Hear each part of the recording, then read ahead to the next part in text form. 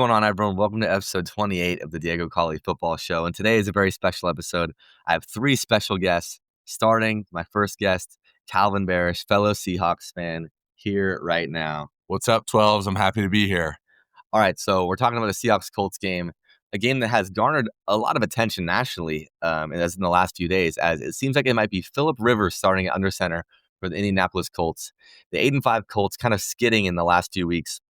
With a situation where Daniel Jones has the broken leg. He's battling through it and tears his Achilles, unfortunately, in last week's game. And Riley Leonard, the rookie quarterback of Notre Dame, comes in relief. He looks decent, nothing special, and he comes out banged up. And the story is that Rivers said he was watching the game and he saw him go down. He kind of had a thought in the back of his head where, am I going to get a call from Steichen? And he did ended up, and they could bring him in for a tryout. They said his arm's still there. He looks a little heavy, in my opinion.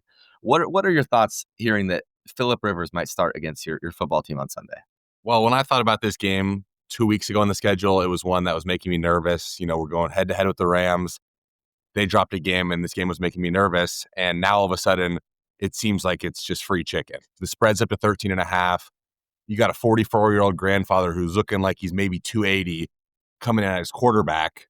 And it seems too good. I think the D-line needs to be there. And Jonathan Taylor might get 35 carries. I agree. Rivers said that he's coming in there. He knows he's not going to come in and be the hero. He's coming in and he asked that they're going to run the football and they're going to play good defense, which I agree with. And that's kind of what they've done all season. It's not like Daniel Jones has been dropping back the past 40 times. Like this isn't the most studly receiving core. They rely on Jonathan Taylor. They rely on Tyler Warren, the rookie tight end. Something you did mention the spread. The spread is up to 13.5. I think that's being a little bit maybe underestimating the Colts a little bit, because the Seahawks are a team who have faced a lot of, quite recently in the last few weeks, some bad teams. They faced the Titans on the road. They faced the Vikings at home. They faced the Falcons on the road. That Falcons game last week was a 7-point spread. That Vikings game, I believe it was 12 or 13 points pregame, and they're playing Max Brosmer. But I understand that the quarterback situation is bad. But this is still a talented Colts roster. Just looking at the offense, it's an offense with Jonathan Taylor, relies on the run game. It's a defense that's made plays at times during the season. It isn't a horrible team. I got to say, even though the fact that they're at home, I'm a little bit surprised to see the spread at 13.5. Do you think that's a little bit too high for this game? I do, and at the same time, I don't. This offense has scored points. I remember at the start of the year, they were throwing 35 points around like it was nothing. But I don't know when the last time Phillip Rivers even had a helmet on was, or pads. Who knows how he's going to look? I think that Derek Hall, Nwosu, Byron Murphy, Leonard Williams, it goes on. I think all of them are going to have a field day. I think they're all going to get in there. They're going to have over 5 pressures each. It's just going to be just a total disaster up front for the Colts. I agree. And on the Colts offensive game plan kind of side, I think they're going to try to resemble a little bit of what the Falcons did last week. Last week in the Falcons game, the Seahawks only have 11 pressures. You're facing another team with a great running back, and it was a lot of just screens. It was a lot of Kirk Cousins getting the ball out of his hands, because going into last week's game, I was kind of expecting the Seahawks to get a lot of pressure on Kirk and hit him hard and sack him a lot of times and maybe potentially get him out of the game with the amount of hits he was taking. And they opted for the route of getting the ball out quick, little tight end screens, receiver screens to Bijan, quick, just ways to get the ball out of their quarterback's hands to limit those hits and limit the Seahawks pass rush getting in a rhythm and kind of getting after their quarterback. And I think this has to be the way that the Colts look at this. They're not going to win this game with dropping Rivers back 25, 30 times. And the issue for them there is if they get behind, and that's kind of what they're going to have to do. And this is the Seahawks defensive line that is one of the best defensive lines in the entire league, especially stopping the run. They limited Bijan last week. He didn't have a run over 10 yards.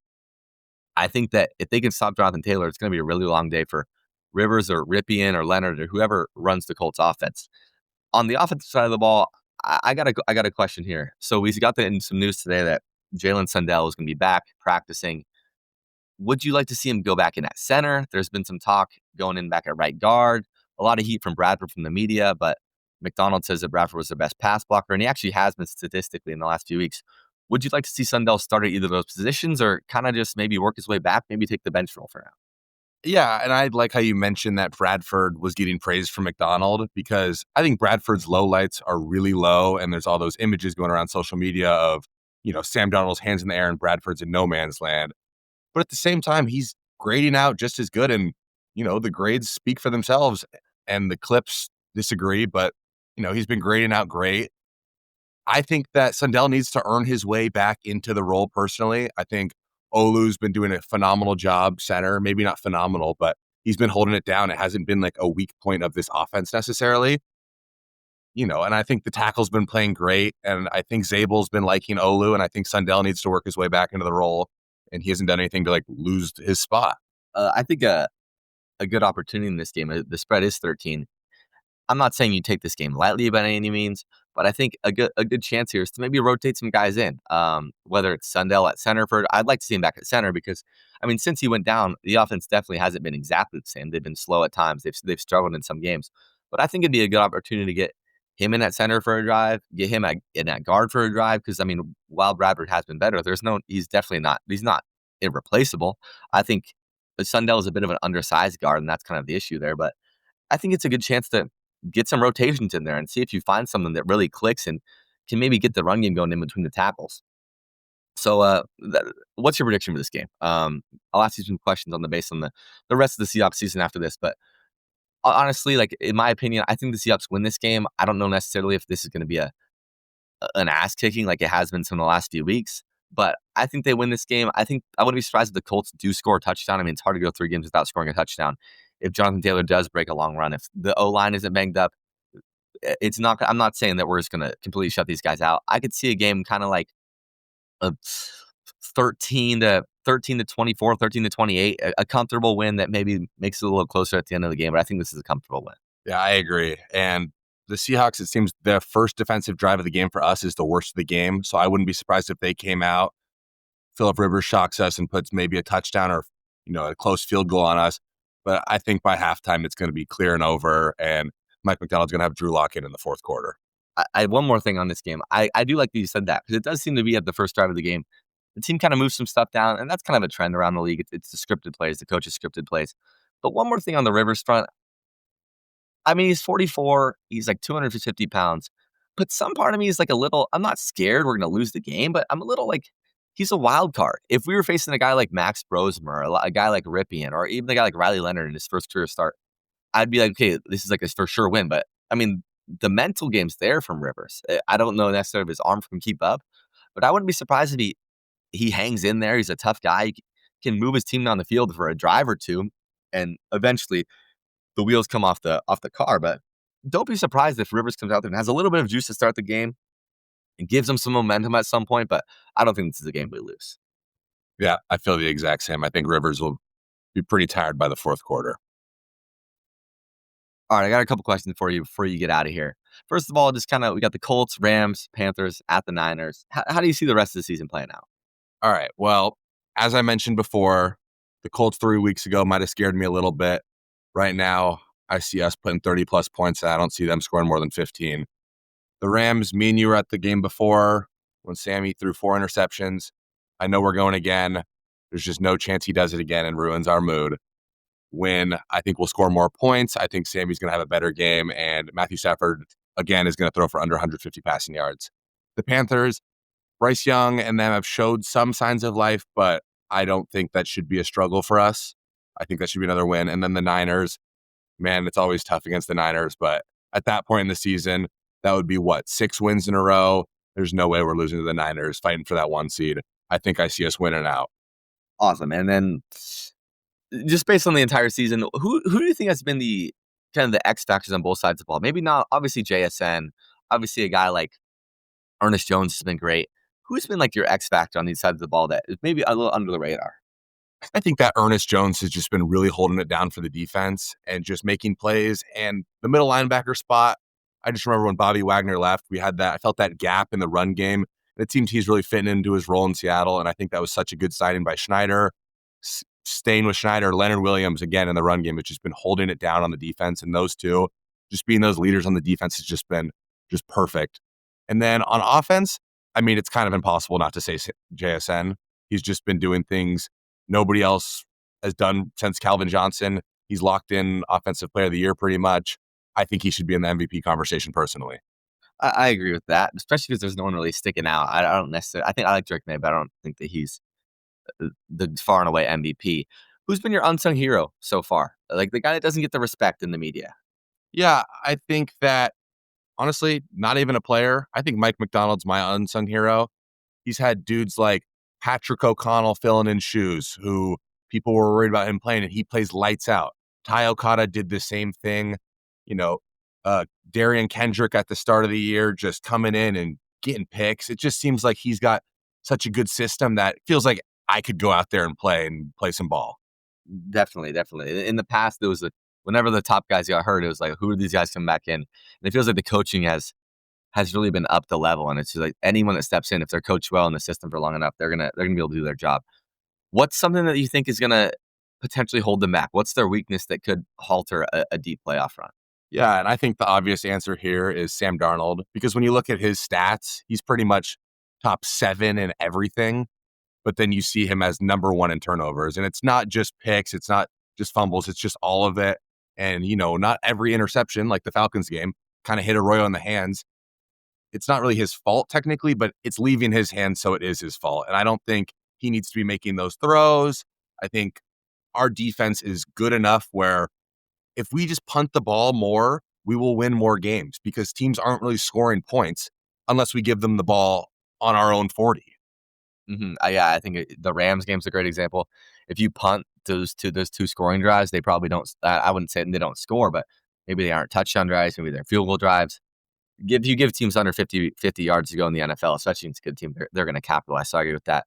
And kind of the last one, who scares you around the league? Who are you looking at as like the real true contenders around the NFL? I mean, obviously the Rams, but man, when I look at the AFC, if the Seahawks were in the AFC, I don't see a loss. The AFC is just, I think it's the least scary it's been in this century. Like, it's just it's poor. Like, none of those teams scare me. The Packers don't scare me in the NFC. The Eagles don't scare me. I know we lost to the Bucks, but they're injured and they have a minus 26 point differential on the year and they're leading their division. Like, that's terrible. I think it's us in the Rams and honestly the 49ers. Like, I think it's the NFC West versus everyone. And I would be surprised if a team from that division didn't take home a ring this year.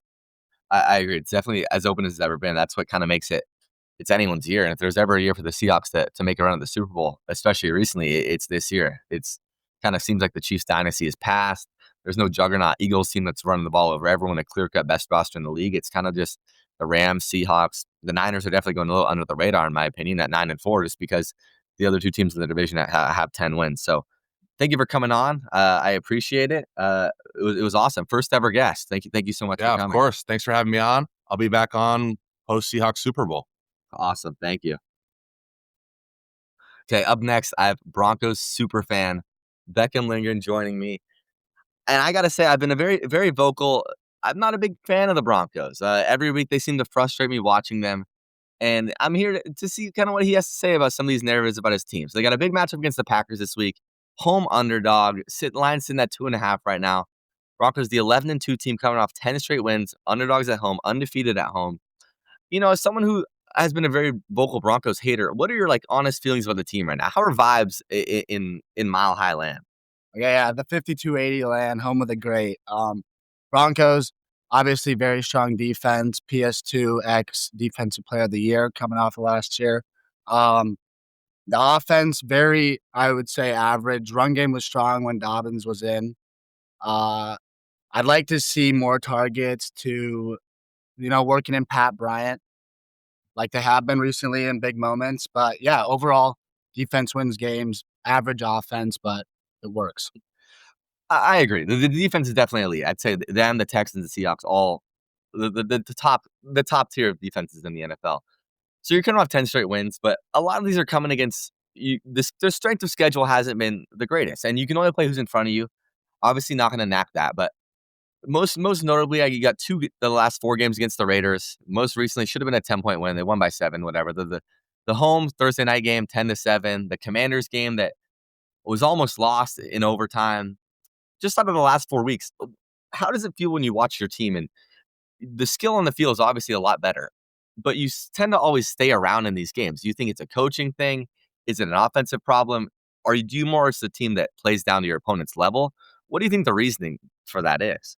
The biggest thing we've seen all year is, the first couple quarters is very lackadaisical.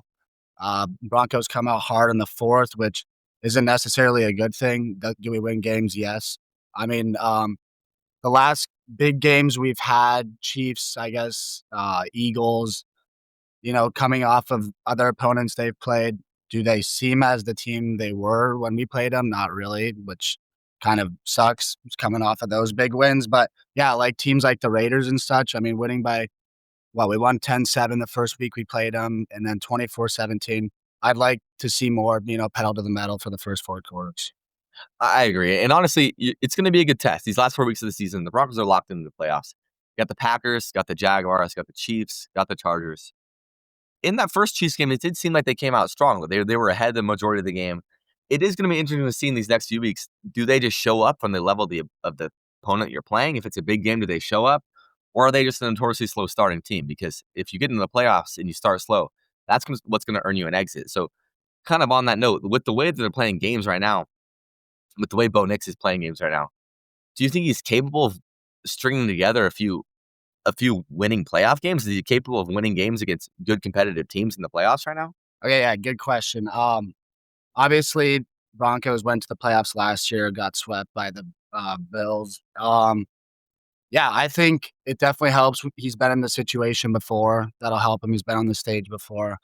It is his sophomore season. Being that, I mean, still very young team in general. But yeah, I think we can definitely piece a couple of good games together just based on our defense.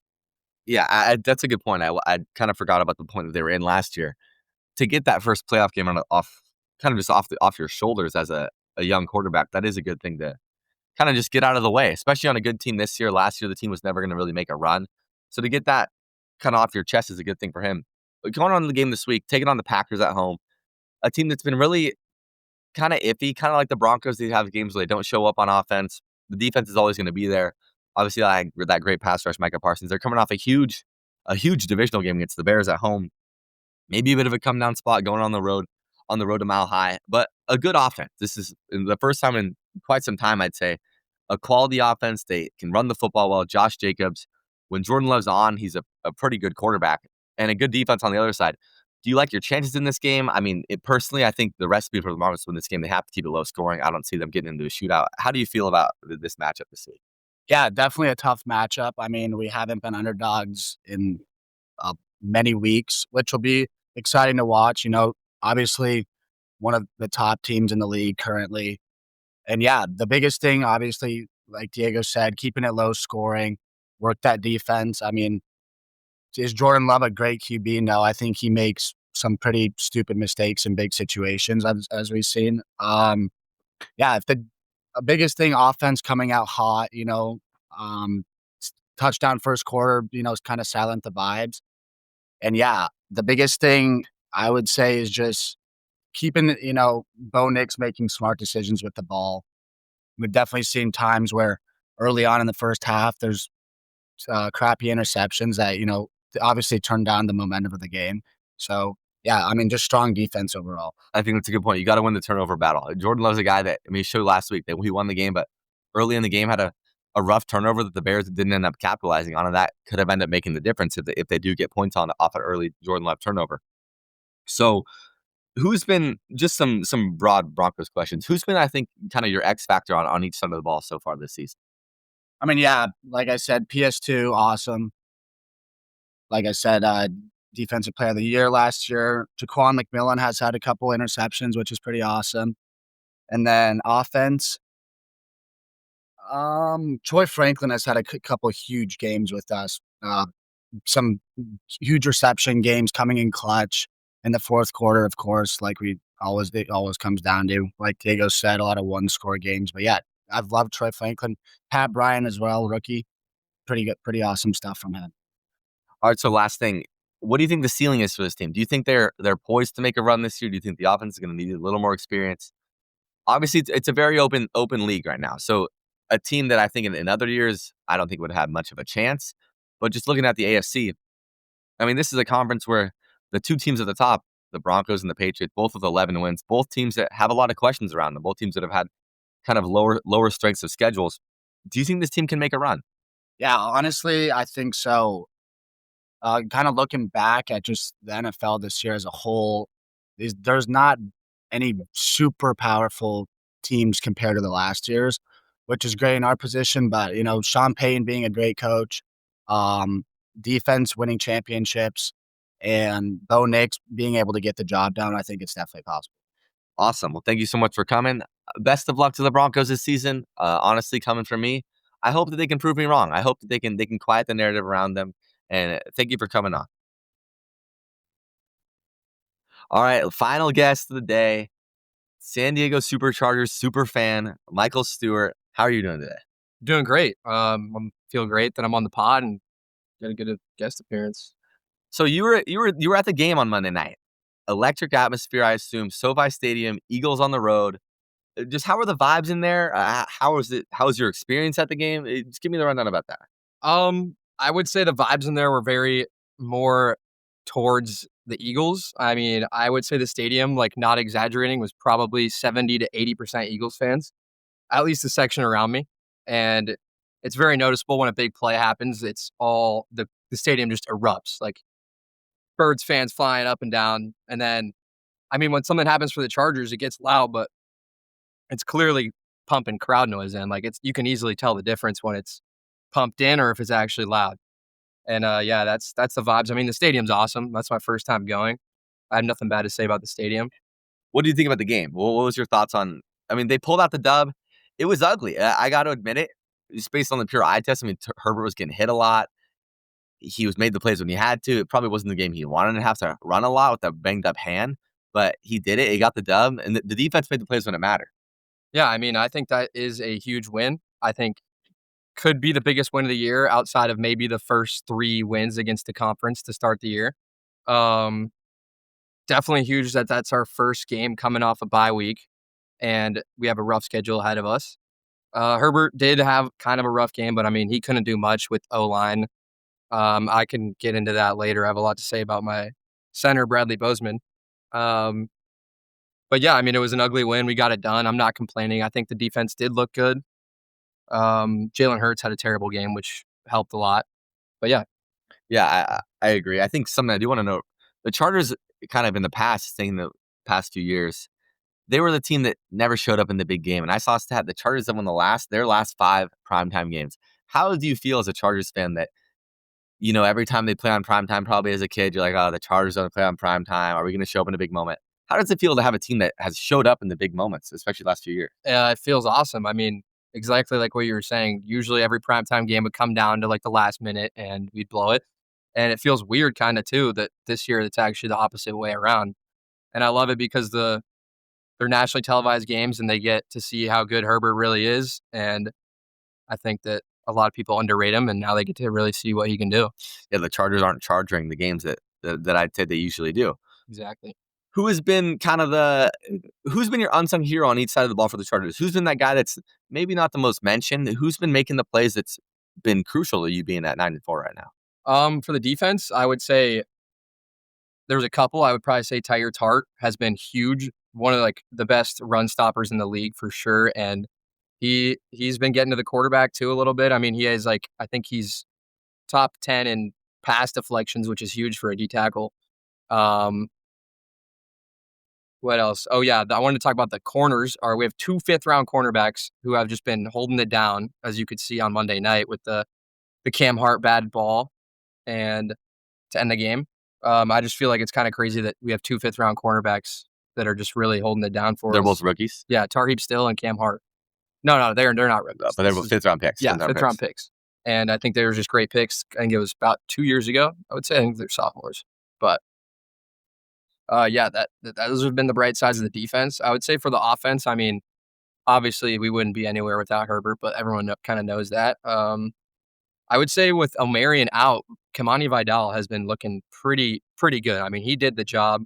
His pass blocking has also been very underrated. And now that Omarion's back, we have a good 2-headed monster in the backfield. I agree. That's good to have. He is a guy that kind of stepped up. I remember talking to you when Omarion went out. You're like, we got this guy, Kamani Vidal, Hassan Haskins. You weren't too stoked about it. And Vidal kind of took over the backfield and he definitely did his job. Definitely did what he could do for what you can expect from a backup running back with a probably subpar line. So let's kind of get onto that O-line. What do you think is going to be the thing that kind of holds the Chargers back for the rest of the season from these last few games, and if they do get to the playoffs? Yeah, as you said, I mean, this O-line is 100% going to hold us back. I mean, if with Rashawn out and Joe all out, I mean, that was the only bright side of our O-line. Our interior O-line has been pretty bad for the last couple of years, and we need to work on that. But, I mean, I think at tackle right now we have Trey Pipkins, who is awful. And I believe it's Salyer right now at left tackle. Yeah, I'm looking at the and then the grades he's been right all now. right. He's been all right. And then the interior line, Bradley Bozeman, he needs to leave the NFL as soon as possible. I mean, he's quite literally the worst center I've ever seen. There's been a bunch of clips of him just snapping the football and like getting out the way, and Herbert gets pressured within like a second. That's definitely holding us back. I mean, with Rashawn Slater and Alt coming back next year, I think we'll have a higher ceiling. But What are your thoughts on Mekhi Becton? I'm checking out. He was the big signing. Yeah, he was during the offseason. I thought it was a good signing, but I mean, after from what I've seen this year, he's also sucks. I'm looking at his grades right now. He has not had a grade over 57 by PFF during that Monday night game. Graded out of 31. There's not a cent of green on his page. We'll check out Bradley Bozeman here, who is also graded at 51. Kind of mid, but as a center, it's hard to have a poor grade. Yeah. But that's going to be the thing that holds you guys back. I mean, as you saw, the Eagles definitely have a good defensive line. Their defense, but if you're looking at that Bears game that they just played, that was a game that the defensive line kind of got pushed around. And I was wondering, are they going to be able to bounce back from that? Can the Chargers maybe handle them a little bit? And it felt like every big play was Herbert. It wasn't Herbert doing it with his arm. It was Herbert doing it with his legs, stepping up, breaking free of sacks. I mean, he had a heroic performance during the game, and that was the reason you guys won. Yes, he did. Because you guys have that stacked receiving core, and it felt like, I mean, Ladd had, 20 yards? Yeah. Third and Keenan had probably 20 yards as well. Quinn Johnson, not much. So it was an interesting way for the Chargers to win the football game, that not even really utilizing their receiving core. I also want to bring up from that game, like you were saying, Herbert was pressured 68.3% of dropbacks, and that is the sixth highest in the last 20 years. And during those dropbacks, he was blitzed only 12% of the times. So they're having success rushing forward, which is not that should not be happening. It should not be happening. Let's check out how many. He was pressured 44 times during that game. He was sacked 9 times. So that's not the formula to win football games, especially a guy that was banged up, battled back. That just says to the grit of Herbert, battled back to be able to play in that game. And he gritted out the win for his team. So looking at the rest of the year, sitting at 9-4, a very, very tough remaining schedule. You got the Chiefs, you got the Cowboys, you got the Texans, you got the Broncos. Seemingly got to win 1 or 2 to get to the playoffs. How are you feeling about these last 4 games? I'm feeling like it could either go really good or really bad. And that, like, saying, like, if we can make it to the playoffs and have a good seeding wise, I think we can maybe have a deep playoff run, depending on how the O-line holds up and if we get some generous matchups, maybe. But we could also very easily lose 3 or 4 of these last 4 games. I mean, we have Kansas City, at Dallas, Texans in LA, which I would love to see a revenge game there. And then the Broncos in Denver, which that's going to be a tough one in Week 18. That'll probably be the deciding game on where we stand in the playoffs. How do you feel about going to the game with the Chiefs? You have a chance. The Los Angeles Chargers have a chance to bury the Chiefs dynasty. Obviously, you're underdogs. They're not gonna bury the Chiefs until they do. 5-point underdogs on the road. How do you feel? I feel like that line is kind of ridiculous, honestly. The way the Chiefs have looked, they've just been getting worked all around. And I mean, we already beat them once. I think we can easily do it again. It's just going to be a lot harder in Arrowhead for sure. I mean, we played them in Brazil last time. Yeah. Which was technically a home game for us. Probably more Chargers fans there than if it was at SoFi. Probably true. After seeing what it's like over there, yeah. I mean, but I feel as long as we can just do our thing and we don't make stupid mistakes, I think we should win that game. I agree. I think that's a game where the Chiefs have been the ones making mistakes in their games. Even in the Texans had 4 3-and-outs to start the second half, and they didn't lose because they weren't giving the Chiefs the ball in plus territory, and the Chiefs couldn't put together a long drive. So it's kind of lastly, how do you feel like you stack up against the rest of the conference? I mean, it's very open. There's a lot of people that are in it. How do you feel against teams like comparable to teams like the Jaguars, the Bills, the Texans, the Colts? What do you think? I would say, like, to start, I mean, the Broncos and the Patriots are clearly above everyone else. I mean, I don't know about the Broncos. I'm kind of on your side about that one, but we'll see how they pan out. I think that the Steelers, I mean, they're winning their division. That's the only reason they're higher up. But I would say we have them beat. I would say that we're kind of in like a same territory as the Jags, Bills, Texans. And I would say right now we look better than those teams. But it could all switch. We play the Texans in a couple weeks. We'll see there. I think that the way the playoff picture looks, unless my boy Phillip Rivers can sneak into the playoffs, it'll probably keep the same way. I have to ask you, as a Chargers super fan, how do you feel about Phillip Rivers? Are you going to be excited to watch him back on the field this season? I am so stoked. I love Phillip Rivers, and I hate to say it. I know there's a lot of Seahawks fans listening to the pod, but I hope Rivers goes out there and has a great game. That's fair. That's one of the stories. If they weren't playing the Seahawks, I would be like, I'd be really tuned in, rooting for Rivers. Last thing, if the Chargers win a playoff game, do you view this year as a success? I wouldn't say it was a success, but I wouldn't be too disappointed because with the way everything's going, like I know I've said the O-line a million times. No, but your two best linemen banged up. Yeah, like, you can't control that. You really can't. So I wouldn't be disappointed, but I wouldn't be like super stoked about it. Fair. It'd be acceptable. Yeah. Okay. I mean, we're looking good for next year too. Yes, like definitely. All right. Well, thank you so much for coming on. I appreciate it, and good luck to the Chargers the rest of the year. Go Chargers.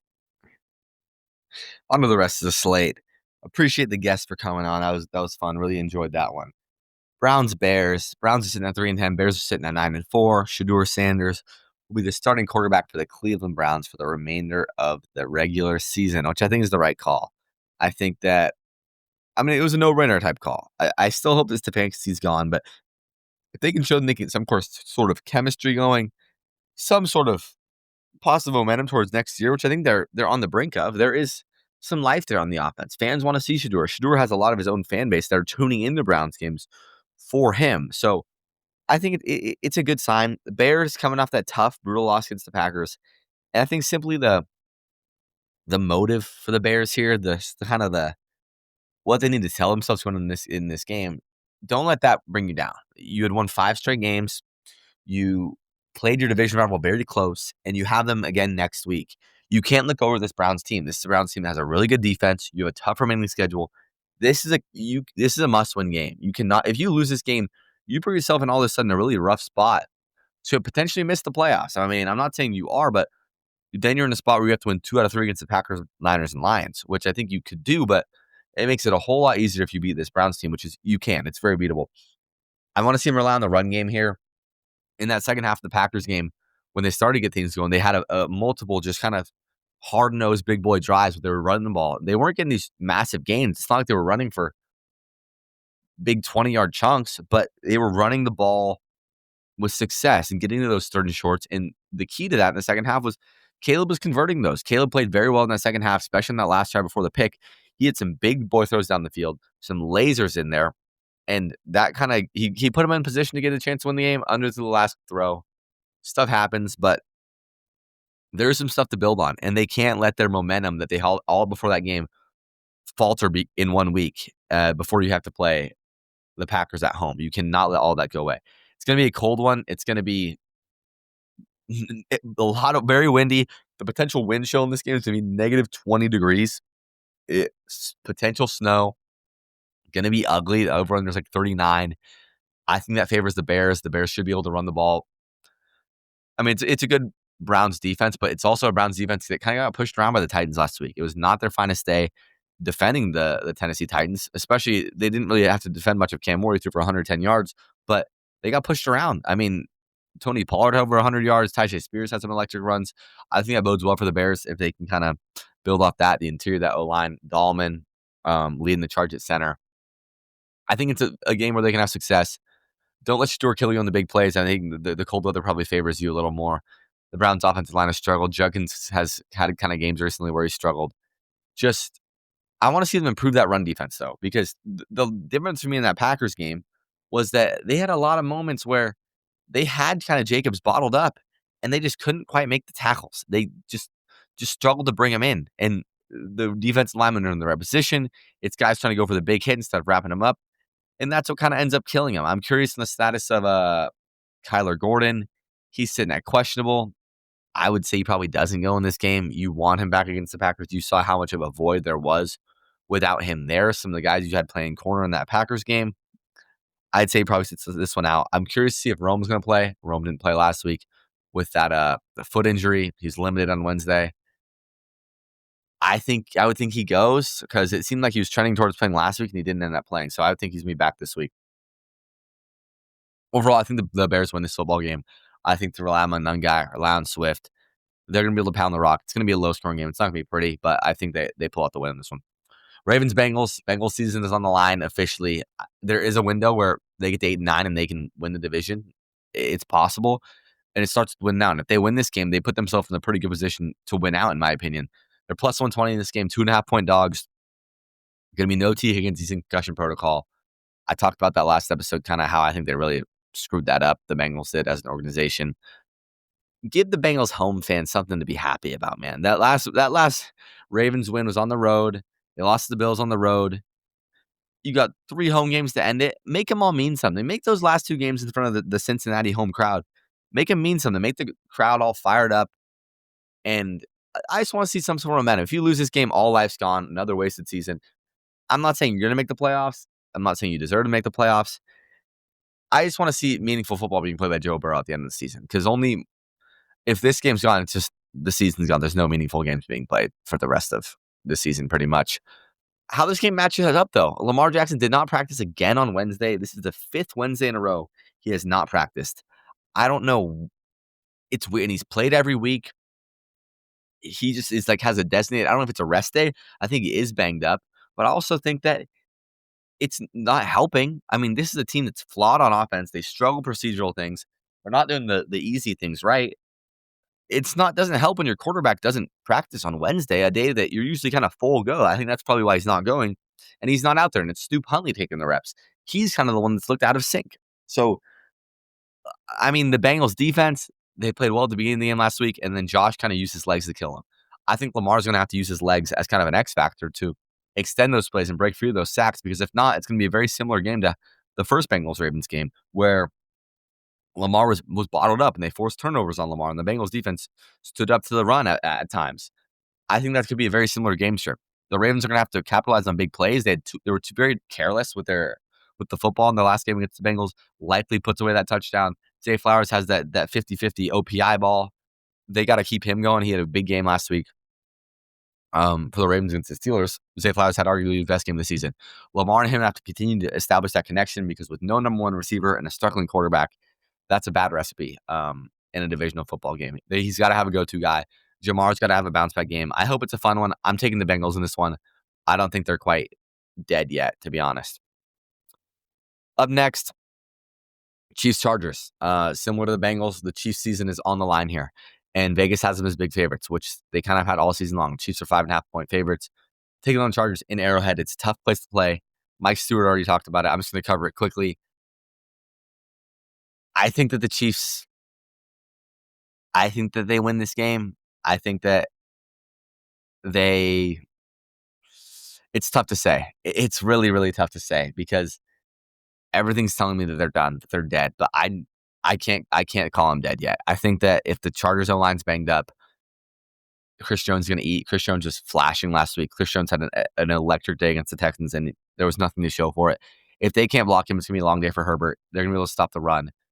But if they pressure Herbert, half as many times that the Eagles did, even if they get 25 times, I think it's going to be a long day.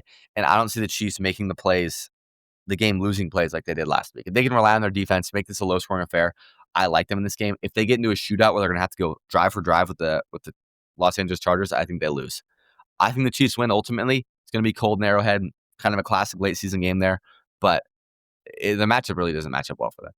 Bills-Patriots, a really, really interesting one. The Bills go into Foxborough.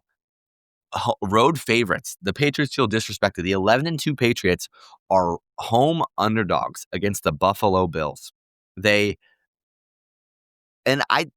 a weird spot for me, honestly, because this Patriots team, they've risen to every occasion. But when was the last time they played a good team? They played the Bucs on the road 20-23, but as we're looking at the Bucs now, that's not a very good football team over there. They played the last good team I feel like they played was the Bills in week 5. I like the Bills in this game, especially coming off that huge momentum from that game in Cincy. Just thinking back to that last Patriots-Bills game, they killed both teams kind of just shot themselves in the foot, but mainly the Bills. Josh Allen had a red zone turnover. I think he might have had multiple red zone turnovers. I know he had for sure had multiple turnovers on the game. He was careless through the air, quite frankly, and just sloppy fumbles. Just overall, it was a sloppy football game from the Buffalo Bills. They turned the ball over 3 times, 2 fumbles lost, 1 interception. Patriots turned the ball over once. It just wasn't a very well played football game from them. And the Patriots took away James Cook, which I think was kind of the key to that. James Cook was 15 carries, 49 yards. Allen had 9 for 53. It's going to need to be a heavy dose of Allen with his legs. We saw last week when they needed someone to make a play, Josh Allen did with his legs, and that's what they have to do for them to win these big football games. The tight ends have to show up again, Kincaid and Knox. Those guys have to be like kind of 1A and 1B because they don't really have a true one receiver. Those guys have to be the guys that are making the catches on the big third down and big fourth downs. You can have a big play to Coleman on the sideline every once in a while. You can have a big play to Shakir. But on the big money downs, I feel like those tight ends are his most reliable guys. And I think Josh knows that too. For the Patriots, this is going to be a big test for Drake May. This isn't the most elite Bills defense, but this isn't a team I don't think where you can kind of dilly-dally. And I'm not saying they've done it all the time, but they've gotten them in themselves into some situations where they have to be the guys coming from behind. And they've done it well, but I expect the Bills come out hot. The Bills going on the road. I feel like both teams kind of feel like they have a chip on their shoulder. The Bills lost them early in the season when no one thought that they should have. The Patriots are home underdogs. I think it's going to be a fun one. It's going to be an exciting one. I like the Bills in this game, quite honestly. I think that the way Allen was playing last week, he's a guy that's getting better as the season goes on, and he's gonna rise to the occasion. This is a massive game in Gillette, one of the biggest games in Gillette in quite some time. I'm actually curious what the ticket prices are going to be for this game. You got to get in prices $265 on Vivid Seats. That checks out. Massive divisional battle. Give me the Bills in this one. I like to see MVP Josh Allen show up in this game and will the Bills to victory. Up next, Commanders Giants. I'm not going to spend too much time here. A 3-10 team versus a 3-10 team versus a 2-11 team. Going to be Mariota for the Commanders. Giants going to be Dart. I lean towards the Giants in this game. They feel like they're playing with a little more juice. I mean, they're coming off that bad loss to the Patriots. So that's a team that you're like much better than you. Commanders have an old roster. Dan Quinn, I don't know if his time's run its course. He's been there for 2 years, but it's been ugly this year. Probably no Jaden for the rest of the year, which is the right call. It's an old defense. It's a bad defense. Jackson Dart's the more exciting quarterback in this game. I think he's probably the most exciting player in this game. You're probably going to have Terry and Debo. And Mariota, I got to be honest with you, actually. Mariota's shown up. So maybe Mariota gives this Giants defense trouble, but I think the D lineman can get to him. It's an overall bad roster over there in Washington. The Giants, I like Dart to will him to victory. Connect with this tight end, Theo Johnson. The Giants got a chance to finish strong. Commanders, Vikings, Raiders, Cowboys. Check a few wins off there. I think they're capable of it. Kafka is a guy that I never had stock in Mike Kafka, but he really pissed me off in that last Thursday night game. I remember talking about it. Play like you're a 2-11 football team, please. Like, I don't quite understand. Play like you're a 2-11 football team. Go for it on fourth down. Go for it on 4th and 5. It doesn't matter. But being soft and punting in like the opposing team's territory or punting when you're down 3 scores on 4th and 1 is soft. Like, have some fun with it, please. That's what I like to see there. Raiders, Eagles. Kenny Pickett getting the start for Vegas. And 2 teams that are in really rough spots. 2 teams that are horrible offenses. Eagles vibes are bad. It's in the length. The fans are going to be booing early if they get off to a rough start there. And the Raiders, who have been very, very underwhelming. Could this be Pete Carroll's only year in Vegas? I'm not sure. But Geno Smith got hurt in that game last week. Pickett came in and played all right. But Geno's not going to be there. Gentie's a little frustrated. His optimism is not quite as high as Pete Carroll's, as he said in his press conference this week. I think that the Eagles hopefully win this game. 11.5 spread for the Eagles team offense playing like this, I think is a little bit high. I think that the Eagles are in a spot where they're like trying to I don't even know what it is, dude. If you can't run the ball on this Raiders team, you're going to have some real problems. And I heard someone make a good point.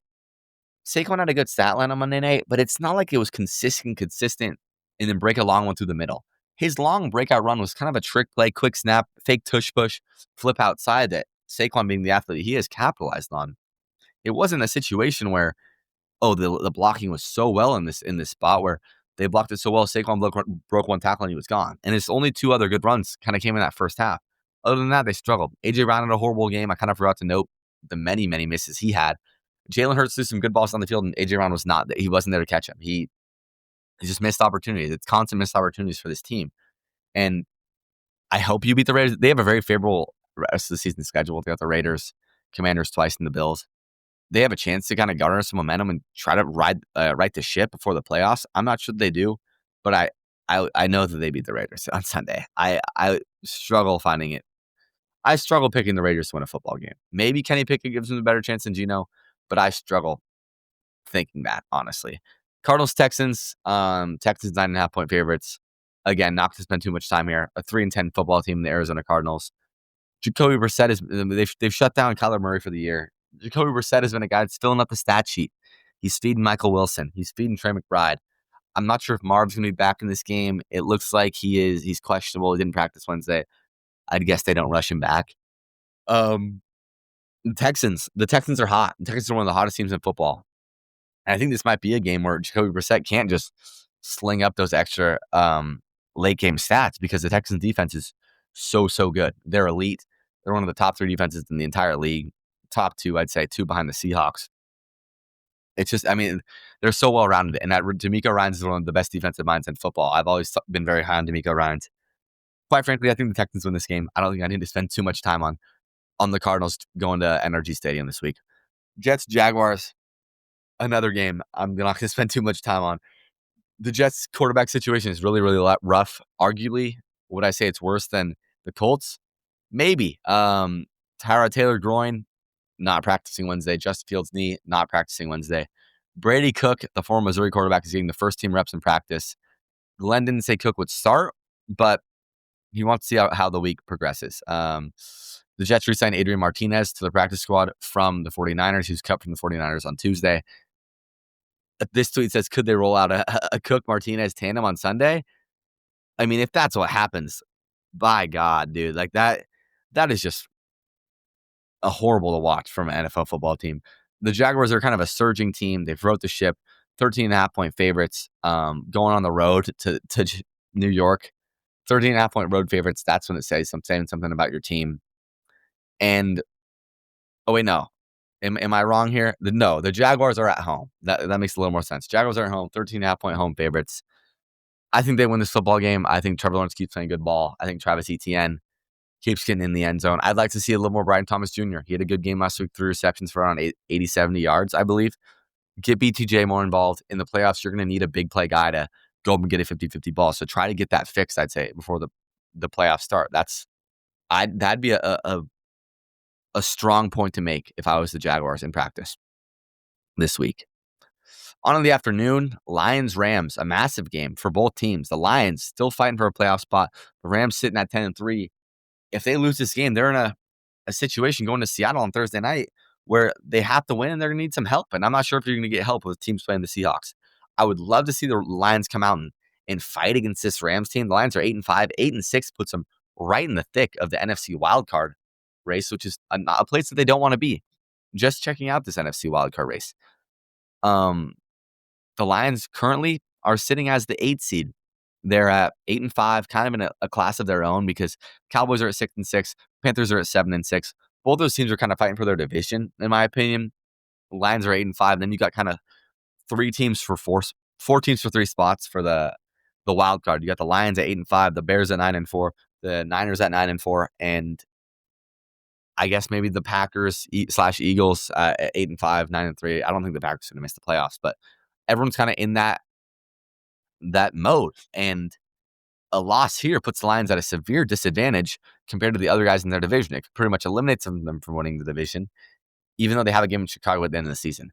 They need to keep building off what they did in that Cowboys game. In that Cowboys game, it was a very, very well-called game by Dan Campbell. It felt like every third down, it was the Lions of old. They were hitting the guys on time. It was J-Mo on third down. It was Amon-Ra, even not at 100% on third down. It was Gibbs in the pass game set up one-on-one with a linebacker. It was perfectly drawn up. I thought he called a great game against Dallas. They need to keep getting onto that. And I think that I trust Dan Campbell to do that. I don't think he's a guy that's going to get away from his bread and butter. But a defense like the Rams is going to challenge them. This is one of the best defenses in the entire NFL, and an offense that is one of the best offenses in the entire NFL. I mean, they put up 45 points in the Cardinals last week.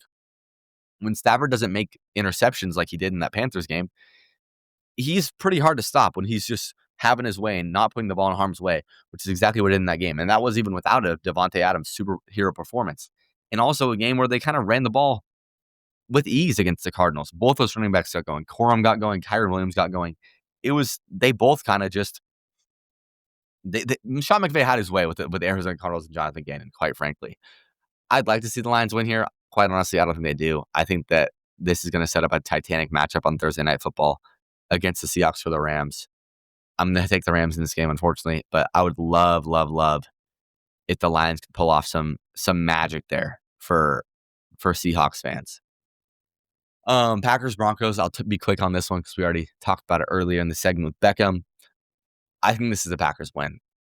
I would love the Broncos to come out and prove me wrong and come out strong at home and move the ball down the field against this Packers defense.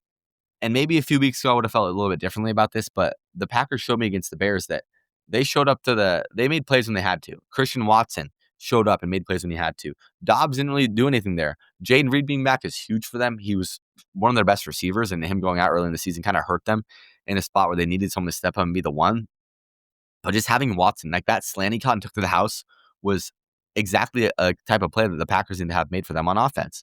That deep ball he had was exactly the type of play that the Packers didn't have. And Jordan Love, bar that one early game interception, played a very clean football game. It felt like every time he got to his back foot, he found a guy open. It was very rarely whether he got tricked or him and his receiver weren't on the same page. They just overall, it was a very elite game played by Jordan Love, an elite game called by Matt LaFleur. And quite honestly, I just haven't seen it from the Broncos yet against a good team. If they can prove this to me here, that'd be great before their final run against good teams. But I just haven't seen enough from them yet against quality football teams to pick them in a game like this, even though it's in Mile High. So give me the Pack in that game. Last few games of the afternoon. Panthers going to New Orleans. Panthers only 2.5-point favorites on the road. This is the New Orleans Saints team that beat them in Carolina a few weeks ago. And kind of a stunner. That's when the Panthers had a lot of their momentum, and they come out and get kind of embarrassed at home in front of the home fans.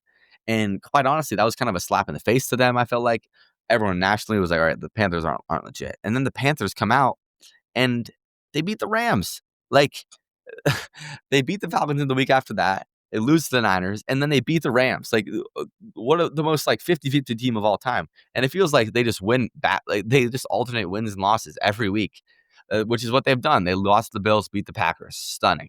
They lost to the Saints, beat the Falcons. Lost to the Niners, beat the Rams. I don't know what to do with these guys, but I think that they beat the Saints. The Saints, they might have found something in Shuck. I mean, I'm not saying Shuck's the quarterback of the future, but him having the ability to use his legs, extending plays, breaking out of sacks and making things happen, I thought was really, really impressive, quite honestly. I did not know Tyler Shuck had that in him. Thinking about him, I was thinking about him as like more of a pocket passer, and taking a read option to the house, shrugging off sacks by Vita Vea, taking that to the house was a big, big shocker to see for me, quite honestly. So I'm taking the Panthers in this game. I think that they're the better team. I think they're in a spot to go to 8-6 and keep putting pressure on the Buccaneers because they have 2 games that decide their fate. Set them up at 8-6, set up a big divisional matchup against the Bucs the next week. I think they win that game. Titans-Niners, going to be quick here. Niners, 12.5-point favorites at home. I think they win this game. I think they stopped the run. That was the only success the Titans had last week, was when Pollard and Spears were on the ground.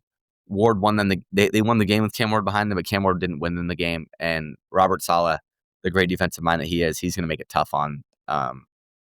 He's going to make it tough on that offense. That offense doesn't have very many weapons. That offense has been struggling kind of the entire season. Cam Ward hasn't amassed more than 200 yards that many times this entire year. Robert Saleh is not the guy you want to face when you kind of have something like that. If they're going to have success, it's going to have to be with his legs extending plays, similar to that Seahawks game. I think he can have a few moments in this game, but quite frankly, I think the Niners win that game quite easily. Last game of the night, Sunday Night Football, the Minnesota Vikings travel to Dallas to take on the Dallas Cowboys.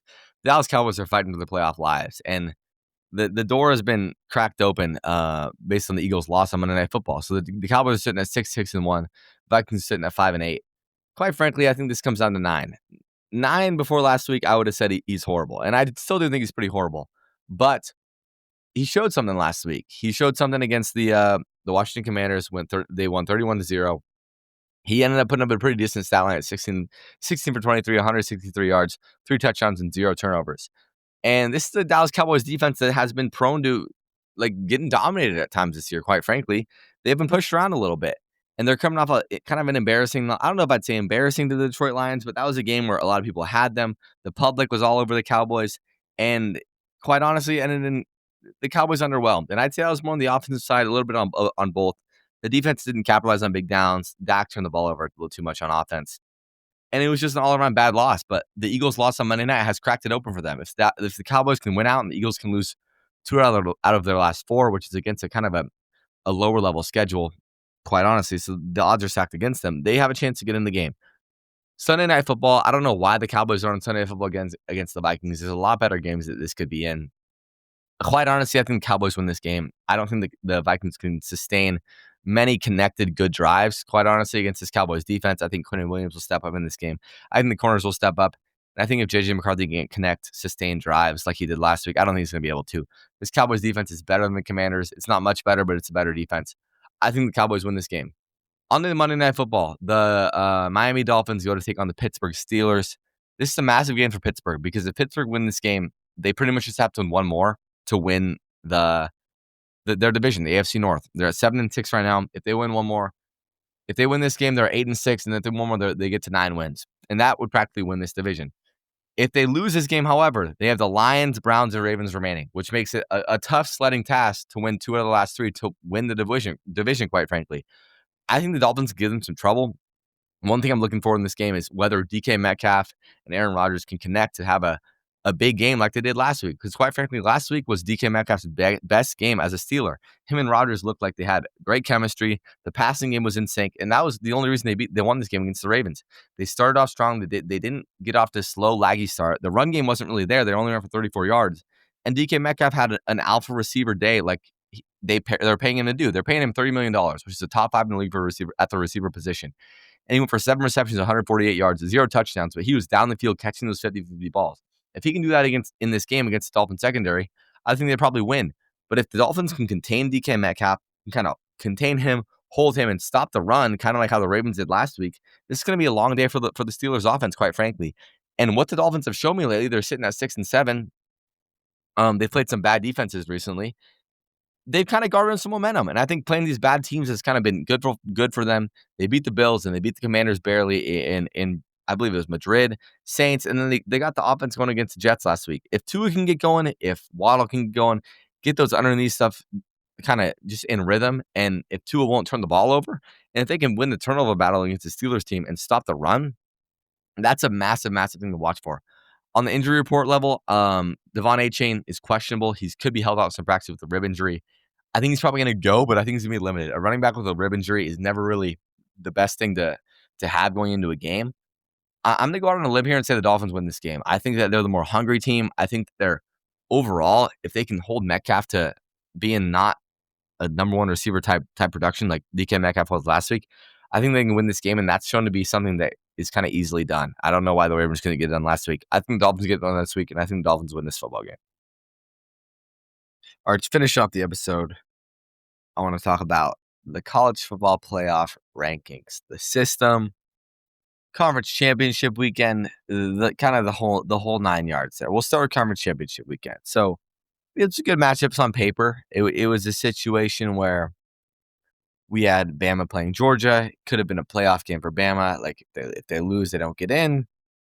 We had called Ohio State versus Indiana, a game where it didn't really matter. We wanted to see how the teams matched up, but in retrospect, the game did not really.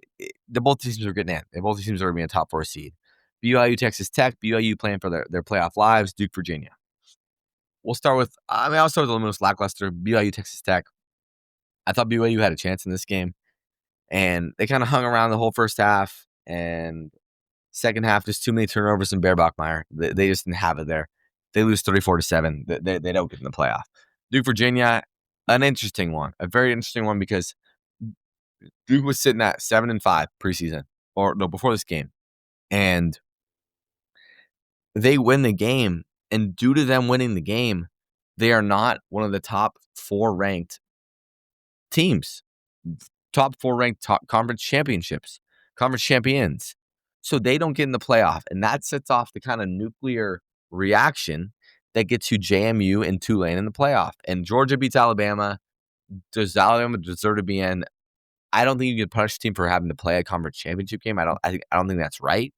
But Alabama laid an egg. I mean, they rushed for -2 yards. You're not ever going to win a football game and rush for -2 yards. I guess, especially against a quality football team. -3 actually. The stat was. They came out and they looked bad. They looked really, really bad. Ty Simpson didn't look great. He's been inaccurate, especially he's had these weeks during the entire season where he has just looked poor. He's missing guys over the middle. He's been really, really, really, really poor in my opinion. And Indiana Ohio State game, Indiana wins 13-10. This was a horrible coaching. I don't know if I'd say coaching malpractice, playing malpractice from Ryan Day. The amount of poor execution that happened in this game was appalling to me. Just looking at this fourth quarter, Ohio State goes on. There's just long drive after long drive to end with no points in the second half. I mean, Ohio State only possesses the ball 4 times. First drive, 5-play, 11-yard punt. Indiana scores a touchdown. They go up 3. Ohio State goes on a 12-play, a 70-yard drive that ends on a 4th and 1. Julian Sain goes quarterback sneak. And instead of going up the middle strong, he kind of just falls to his knee. And then lets his knee touch the ground and turns the ball over. And they force a punt. And then they drive down again with a chance to score a touchdown.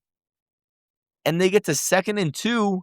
And Julian Sain throws on 3rd and 1. And on 4th and 1, instead of going for it, they kick a 27-yarder. And he misses a 27-yarder. And Indiana punts. Ohio State doesn't get a chance. They get 3 plays. Have to throw a Hail Mary. It doesn't work. I mean, I'm just a little disappointed in the team. This was by far the better team.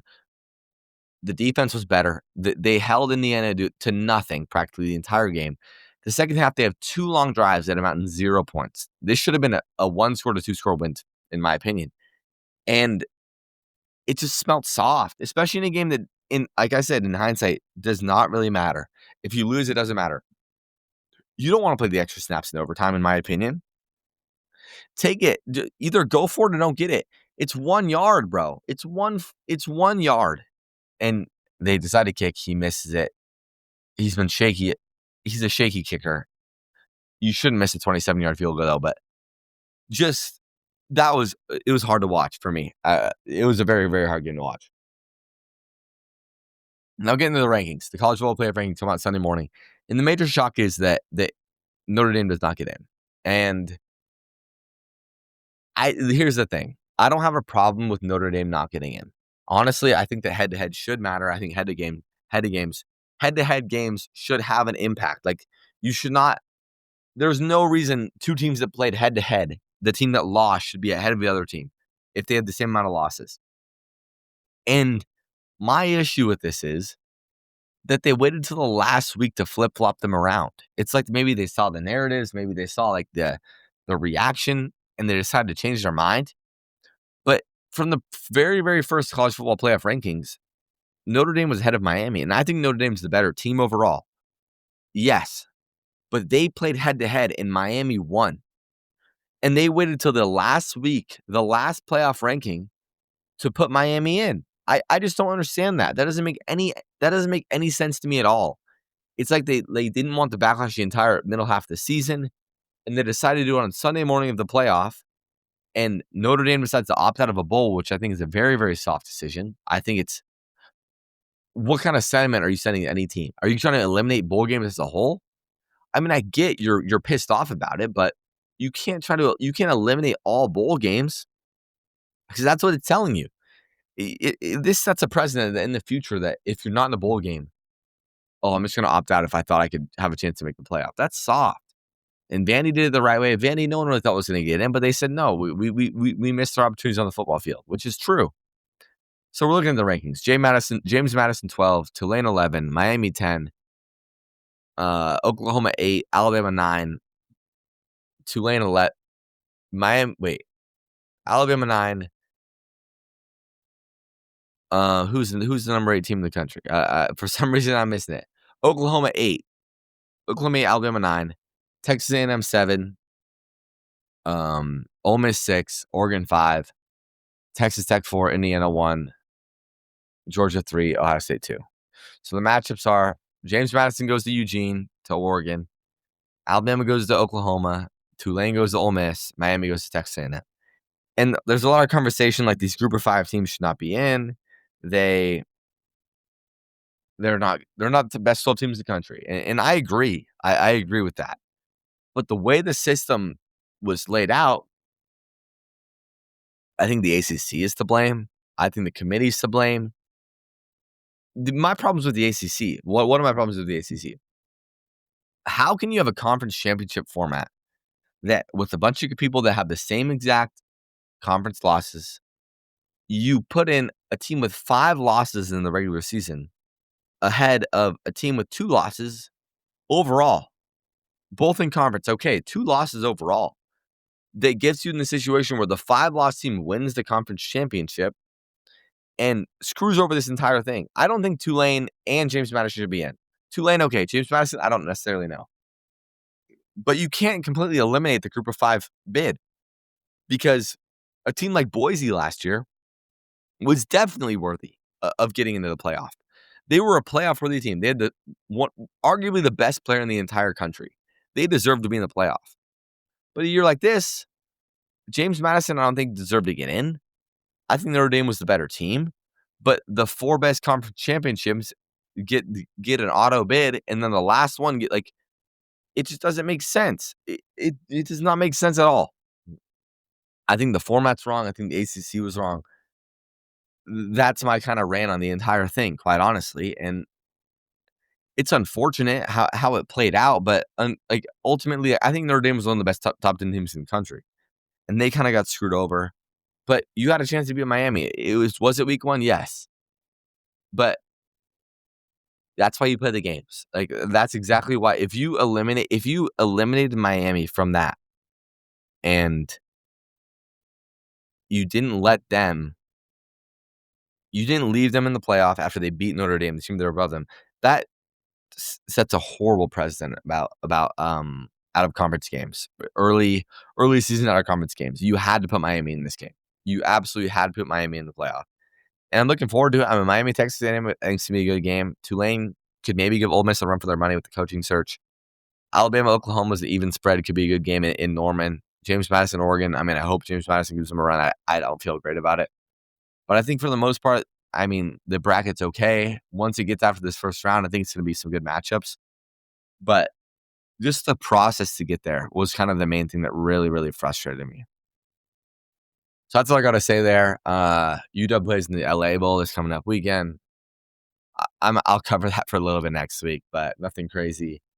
The coaching search has been wild. I do have to say that. Matt Campbell goes to Penn State. He leaves Iowa State at the bell. As I'm recording this, the whole Sharon Moore thing is leaking. Sharon Moore has been arrested. Sharon Moore has been fired from Michigan. Kind of a crazy story. I don't know who's going to go there. We're just kind of waiting on the final details there. It's a wild story. Lane Kiffin to LSU, obviously. LSU hires their defensive coordinator. There's rumors of DeBoer to Michigan. We'll just wait to see how it all plays out. But overall, thank you guys for listening. This is a great show. I got first few guests on the podcast.